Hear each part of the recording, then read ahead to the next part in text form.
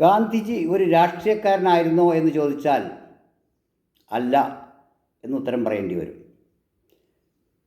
അദ്ദേഹം ആത്മീയ പ്രവർത്തനമായിരുന്നു നടത്തിക്കൊണ്ടിരുന്നത്. അദ്ദേഹം ഉദ്ധരിച്ചിരുന്നത് രാഷ്ട്രമീമാംസയിൽ നിന്നല്ല, പൊളിറ്റിക്കൽ സയൻസിനെ കുറിച്ചുമല്ല അധികവും സംസാരിച്ചിരുന്നത്. അദ്ദേഹം അധികവും സംസാരിച്ചിരുന്നത് ഭഗവത്ഗീതയെക്കുറിച്ചും ഖുർആനെക്കുറിച്ചും ബൈബിളിനെക്കുറിച്ചും മറ്റു മഹാഗ്രന്ഥങ്ങളെക്കുറിച്ചും വേദങ്ങളെക്കുറിച്ചുമായിരുന്നു എന്ന് ഉള്ളത് ഒരു അതിശയകരമായ ഒരു സംഭവമാണ് ചിന്തിക്കുമ്പോൾ. സത്യത്തിൽ അദ്ദേഹം നടത്തിക്കൊണ്ടിരുന്നത് രാഷ്ട്രീയ പ്രവർത്തനം തന്നെ ആയിരുന്നെങ്കിലും അദ്ദേഹത്തിൻ്റെ സകലമാന രീതികളും ആത്മീയതയുടേതായിരുന്നു എന്ന് കാണാം. എന്തുകൊണ്ടാണ് ഈ വൈരുദ്ധ്യം എന്ന് ആരെങ്കിലും എപ്പോഴെങ്കിലും ചിന്തിച്ചിട്ടുള്ളതായി തോന്നുന്നില്ല. പക്ഷേ നമ്മളിപ്പോൾ ആ രീതിയിലാണ് ചിന്തിക്കാൻ നോക്കുന്നത്.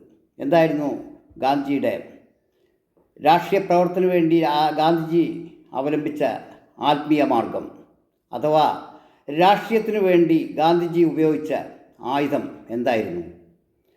ഓരോ രാഷ്ട്രീയക്കാർക്കും ഓരോ രാഷ്ട്രീയത്തിനും വ്യത്യസ്ത ആയുധങ്ങളുണ്ട്.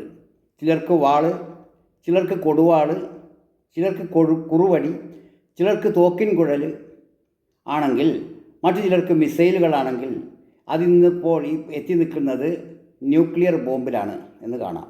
അതായത് ആയുധങ്ങളില്ലാതെ രാഷ്ട്രീയ പ്രവർത്തനം സാധ്യമല്ല എന്ന് തന്നെയാണ് നമ്മുടെ ചരിത്രം നമ്മോട് പറയുന്നത്. അവിടേക്കാണ് നിരായുധനായി വേദഗ്രന്ഥങ്ങളും ഇതിഹാസ കൃതികളുമൊക്കെയായി ഒരാൾ രാഷ്ട്രീയ പ്രവർത്തനം നടത്താനെത്തുന്നത്. അതായിരുന്നു നമ്മുടെ മഹാത്മജി.